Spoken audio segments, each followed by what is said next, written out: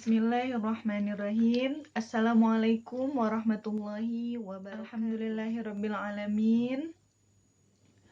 Allahumma salli wa sallim wa barik ala sayyidina Muhammad habibu qalbi wa nuru aini wa anisu ruhi salatan tajma'una biha alaihi jisman wa ruhan yaqadatan wa manaman hillan wa tirhalan dunya wa akhirah ya rabbal alamin.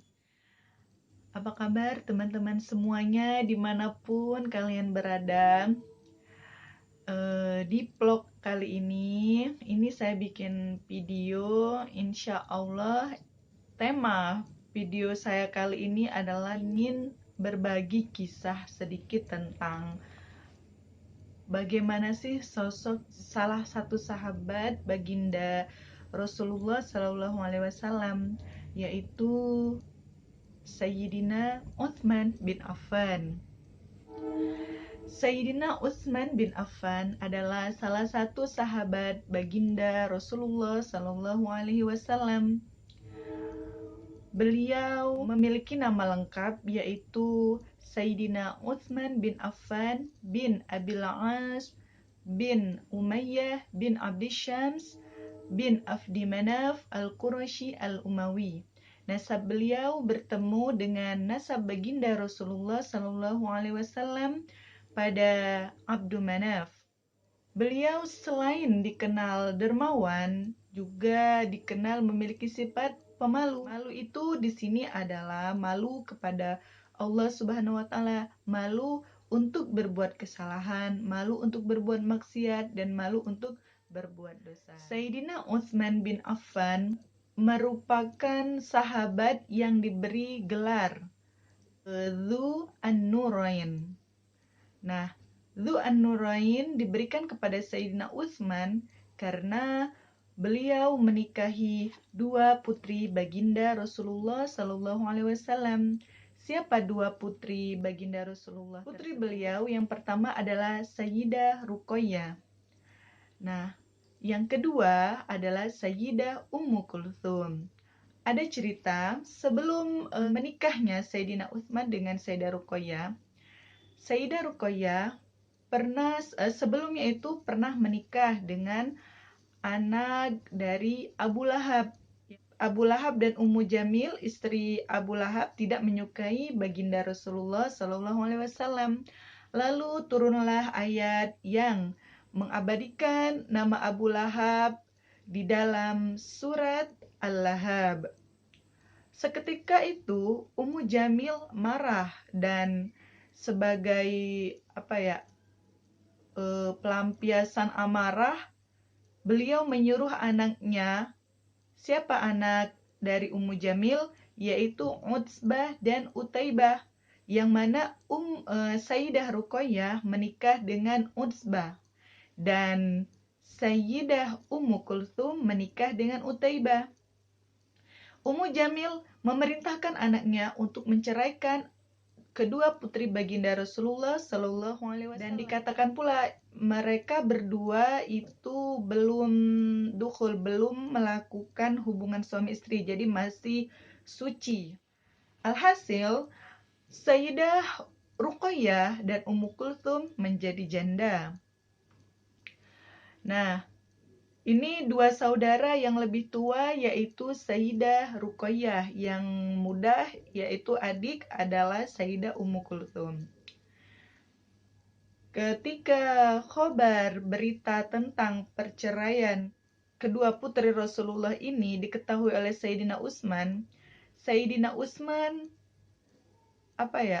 senang. Karena apa? Karena ternyata Sayyidina Utsman itu menyimpan rasa suka cinta kepada Sayyidah Ruqayyah. Sayyidina Utsman pun memberanikan diri untuk melamar Sayyidah Ruqayyah. Setelah menikah, Sayyidina Utsman dikaruniai seorang putra bernama Abdullah. Nah, dan dikatakan Sayyidina Utsman itu memiliki ciri-ciri ataupun khas beliau ya. Jadi orang-orang Quraisy dulu kalau ingin mencari Sayyidina Utsman, mereka bilang, jika kalian ingin maksudnya menemukan Sayyidina Utsman, misalnya ada di suatu pasar atau di suatu kerumunan, cari yang paling ganteng. Yang paling ganteng itulah Sayyidina Utsman. Itu saking tampannya beliau. Pernikahan beliau dengan Sayyidah Ruqayyah itu berlangsung selama 13 tahun. Nah, Sayyidah Ruqayyah terkena campak, maksudnya itu al-hasbah, penyakit seperti penyakit campak, dan kala itu beliau sakit keras. Nah, ketika beliau sakit itu tepat bersamaan dengan terjadinya perang Badar. Kala itu kaum muslimin diperintahkan untuk mengikuti perang Badar. Sedangkan Sayyidina Utsman, baginda Rasulullah Shallallahu Alaihi Wasallam, memerintahkan kepada Sayyidina Utsman untuk tidak mengikuti perang Badar. Kenapa? Untuk menjaga Sayyidah Ruqayyah yang sedang sakit. Nah, ini ada beberapa kalam dari orang-orang yang mengambil kesempatan dari sejarah. Mereka mengatakan, tuh Sayyidina Utsman tidak mengikuti perang Badar, Sayyidina Utsman kalam sayyi, ucapan yang tidak sepatutnya, tidak sepantasnya diarahkan ataupun dilontarkan kepada Sayyidina Utsman. Lalu di sini Maulana Syekh Alam menjelaskan hikmah di balik mengapa baginda Rasulullah menganjurkan ataupun memerintahkan Sayyidina Utsman untuk menjaga Sayyidah Ruqayyah yang sedang sakit. Hikmah yang pertama adalah mengajarkan kepada para sahabat, mengajarkan kepada kaum muslimin, kepada kita umat Nabi Muhammad SAW, bahwa kecintaan kepada Ahlul Bait itu merupakan amal ataupun pahala yang sangat mulia di sisi Allah dan Rasulullah.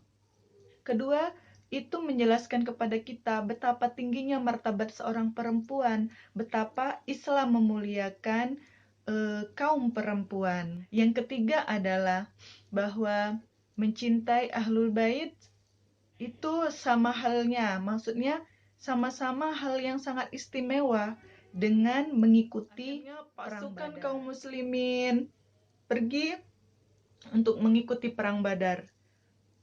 Terjadilah peperangan. Selama peperangan itu akhirnya pasukan muslimin meraih kemenangan atas atas orang-orang kafir Quraisy, dan mereka pun kembali. Nah, ketika kemenangan itu diraih umat muslimin, pada saat itu terdengar khabar berita bahwa Sayyidah Ruqayyah wafat. Beliau kembali ke hadirat Allah yang Maha Esa. Pada tahun 2 Hijriah, setelah kemenangan perang Badar yang harusnya kaum muslimin itu bergembira dengan kemenangan itu, namun pada saat itu kegembiraan, kebahagiaan itu langsung diganti dengan kesedihan. Pada saat itu kesedihan yaitu meninggalnya putri tercinta beliau, yaitu Sayyidah Ruqayyah. Pada saat yang bersamaan, bukan sehari atau seminggu baru Sayyidah Ruqayyah meninggal, enggak. Pada saat yang bersamaan dapat khabar itu. Setelah itu barulah Sayyidina Utsman, ini Rasulullah SAW menikahkan Sayyidina Utsman bin Affan dengan Sayyidah Ummu Kulthum, adik Sayyidah Ruqayyah. Dari pernikahan Sayyidah Ummu Kulthum dengan Sayyidina Utsman bin Affan, namun beliau tidak dikaruniai anak. Setelah itu Sayyidah Ummu Kulthum pun wafat, kembali ke hadirat Allah Subhanahu wa Ta'ala. Dan dikatakan Rasulullah bersabda, andaikan jikalau aku memiliki putri setelah putri, Yang ketiga, maksudnya setelah ada Sayyidah Ruqayyah, Sayyidina Ummu Kulsum, masih ada putri-putriku lagi, maka akan aku nikahkan dengan Sayyidina Utsman bin Affan.